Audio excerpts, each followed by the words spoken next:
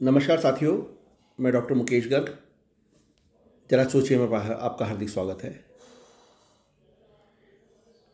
कांग्रेस की सर्वेसर्वा सोनिया गांधी जी और अनकॉर्ड अध्यक्ष राहुल गांधी जी दोनों कांग्रेस सर्वेसर्वा हैं और दोनों जो हैं वो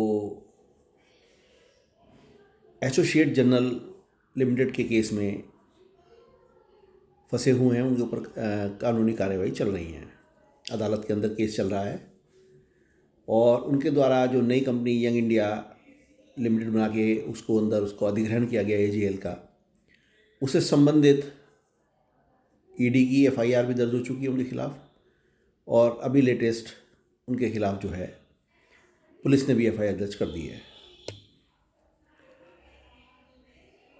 मन ये हुआ जानने का कि जब पहले से एफआईआर दर्ज हुई हुई थी, पहले से कंप्लेंट हुई हुई थी, कोर्ट के अंदर केस चल रहा था, तो फिर ईडी को और पुलिस को दोबारा एफआईआर करने की ज़रूरत क्यों पड़ी?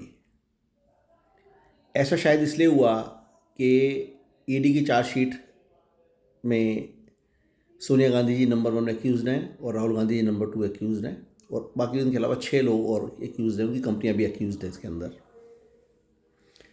और इनको जो है किसी भी तरीके से कोई रिलीफ कहीं से ना मिल पाए, इसलिए शायद इनको बांधने का प्रयास किया गया है, क्योंकि ये केस कांग्रेस शासन के अंदर सुब्रमण्यम स्वामी जी द्वारा ये दायर किया गया था। उनके प्रूफ के ऊपर ये केस चल रहा है अब तक भी। और जब उन्होंने जो डॉक्यूमेंट्स इनके भ्रष्टाचार को उजागर करने के लिए सबमिट किए थे, जब वो सही पाए गए, सत्य पाए गए, तब इसके अंदर ईडी और अन्य जांच एजेंसियों की भी जो है आमद हो गई थी। और उसके बाद इस केस की जो धारा है वो पूरी तरीके से बदल गई और अब ये case state versus Sonia Gandhi and Rahul Gandhi and others के हो गया है।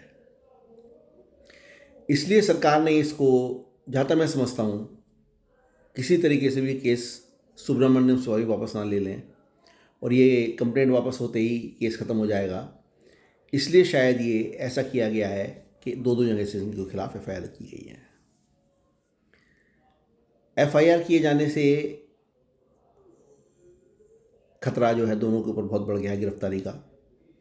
लेकिन अभी तक एक मान्यता ये रही है कि गांधी परिवार पे गिरफ्तारी का हाथ डालते ही सिंपैथी की वेव आएगी जो सरकार के लिए भारी पड़ेगी।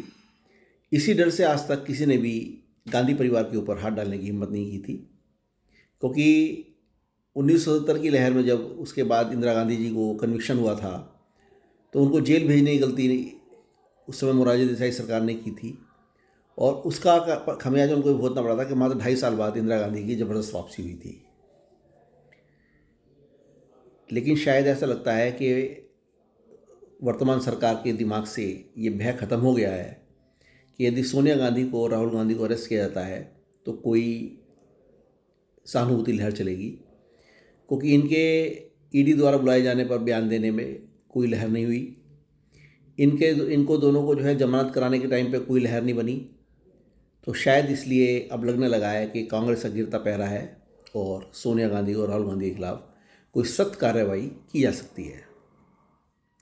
साथियों, भ्रष्टाचार के ऊपर संज्ञान लिया जाना बहुत बहुत ज़रूरी है, हर जगह ज़रूरी है, लेकिन किसी भी एंगल पे सिर्फ एक तरफा कार्रवाई नहीं होनी चाहिए और एक पार्टी के खिलाफ कार्रवाई नहीं होनी चाहिए। जहाँ जहाँ भी जिस विषय सरकार के अंदर ही लोग मंत्री क्यों ना हो, कहीं भी कोई कमी पाई जाती है तो सबके खिलाफ कार्रवाई होनी चाहिए। सरकार को एक नियम बनाकर चलना चाहिए ताकि ये महसूस ना हो कि किसी के साथ अन्याय किया जा रहा है या कोई किसी को सताया जा रहा है, ताकि देश के अंदर न्याय के प्रति विश्वास बना रहे और सरकारों के प्रति विश्वास बना रहे। जरा सोचिए साथियों, यदि मेरे विचार आपको उचित लगे तो कृपया मेरे चैनल को लाइक कीजिए, शेयर कीजिए और सब्सक्राइब कीजिए। धन्यवाद।